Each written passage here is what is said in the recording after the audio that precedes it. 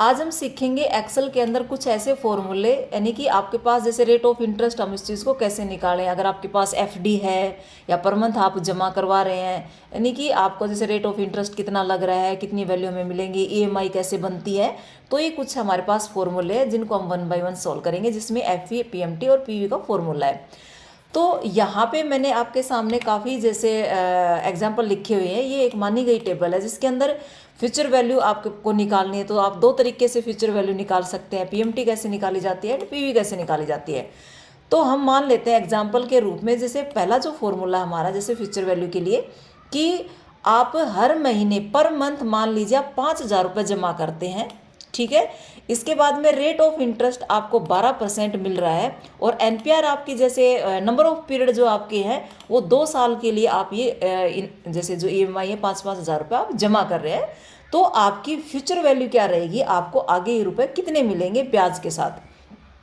तो हम इस चीज़ को कैसे सोल्व करें, तो इसके लिए हमें करना होगा इज इक्वल टू, और एफ वी का फॉर्मूला लगाना है, ब्रैकेट स्टार्ट।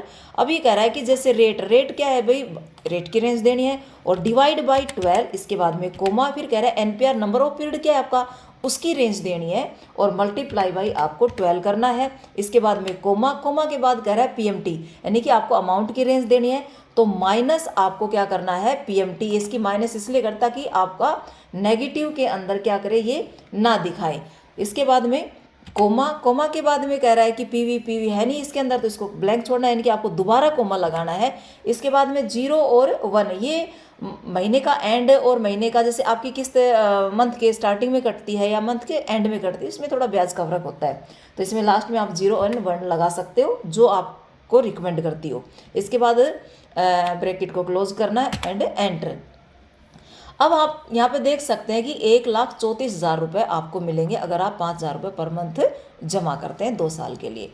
तो ये आपकी सिचुएशन थी कि आप पर मंथ ईएमआई, यानी कि हर महीने आप डिपॉजिट कर रहे हैं। लेकिन अगर आपने वन टाइम जमा कर दिए, तो मान लीजिए आपने 5,000 रुपये वन टाइम जमा किए हैं, 2 साल के लिए जमा किए, और रेट ऑफ इंटरेस्ट आपको ये मिलेगा। तो इसके लिए हम इसको कैसे सोल्व करें कि भाई आपको इसकी मतलब हमारे जो क्या है कि इसकी फ्यूचर वैल्यू कितनी रहेगी, यानी कि आपको ब्याज के साथ, इंटरेस्ट के साथ आपको अमाउंट कितनी मिलेगी। इसके लिए हम करेंगे is equal to F V bracket start. कह रहा है कि रेट इंटरेस्ट जैसे आपको क्या मिल रहा है उसकी रेंज देनी है, डिवाइड बाई 12 कोमा, उसके बाद में कह रहा है कि NPR number of period multiply 12, और इसके बाद में कोमा, कोमा लगा के जैसे इसमें पीएमटी है नहीं तो इसमें दोबारा से कोमा लगाइए, और उसके बाद में पीवी आपको माइनस करके पीवी की रेंज देनी है यहाँ से आपकी जो वैल्यू है, और भाई कोमा के बाद में 0 और 1, ब्रैकेट क्लोज एंड एंटर। तो इसके अंदर देखो 6,348 रुपये आपको मिलेंगे। आपने 5,000 रुपये जमा किए थे, 5,000 से ऊपर जो भी वैल्यू है इसके अंदर वो आपका इंटरेस्ट है। तो इस तरीके से क्या कर सकते हो भाई, आप वन टाइम डिपॉजिट है तब भी आप रेट ऑफ इंटरेस्ट क्या लगता है इसके ऊपर, यानी कि आपको इसकी फ्यूचर वैल्यू क्या मिलेगी।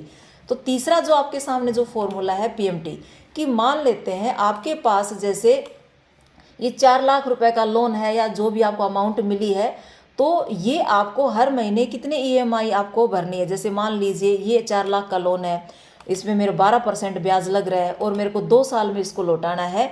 तो मेरे की महीने की जो ईएमआई है, जो किस्त है, वो कितनी बनेगी, वो चीज़ मैं कैसे कंफर्म करूं। तो इसके लिए आप क्या करेंगे, इज इक्वल टू, और यहाँ पे लगाएंगे पीएमटी का, पीएमटी ब्रैकेट स्टार्ट। इसके बाद में रेट ऑफ इंटरेस्ट क्या आपका, इसकी रेंज देंगे, डिवाइड 12 कोमा, एनपीआर क्या है इसका, इसकी रेंज देंगे, और भाई मल्टीप्लाई 12। इसके बाद में फिर से हम कोमा लगाएंगे, फिर कह रहा है कि पीवी है नहीं तो इसको दोबारा से हम कोमा, उसको ब्लैंक छोड़ देंगे, और उसके बाद में एफ आपको माइनस में रेंज देनी है इसमें, और इसमें ये अमाउंट की रेंज दे दी। इसके बाद में कोमा 0 और 1, ब्रैकेट क्लोज एंड एंटर। तो यहाँ पे आप चेक कर सकते हैं यहाँ से वैल्यू को कि 14,829 रुपये आपकी हर महीने की किस्त, यानी कि 2 साल तक आपको 24 आपकी इनवॉइस बनेगी इसमें। तो 14,829 रुपये आपको पर मंथ पे करना है, 4 लाख रुपए अगर आप लोन लेते हैं तो। दूसरी सिचुएशन हमारे पास ये है कि हमें जैसे जो वैल्यू है, जैसे हमें जो फ्यूचर वैल्यू, जो प्रेजेंट वैल्यू है, यानी कि ये 2 लाख रुपए या 10 लाख रुपए आपको बैंक में से लोन मिला है, ठीक है जी। तो ये आपको क्या है कि जैसे 2 लाख रुपए आपको ब्याज समेत जैसे भरने हैं, तो आपको मिले कितने थे, यानी कि समझ रहे हो आप कि जैसे आपके पास जैसे 2 लाख रुपए हैं, ठीक है, ये आपको पे करने हैं, लेकिन बैंक ने आपको दिए कितने थे, 2 लाख रुपए तो दे रहा है, तो 2 लाख नहीं भरोगे, उससे ज़्यादा भरोगे, क्योंकि वो आपसे इंटरेस्ट लेगा ना। तो आप चेक करना चाहते हैं कि मेरी जो प्रजेंट वैल्यू है वो क्या है, ब्याज को हटा के मेरे को कितने रुपए मिले थे, तब मैंने 2 लाख भरे।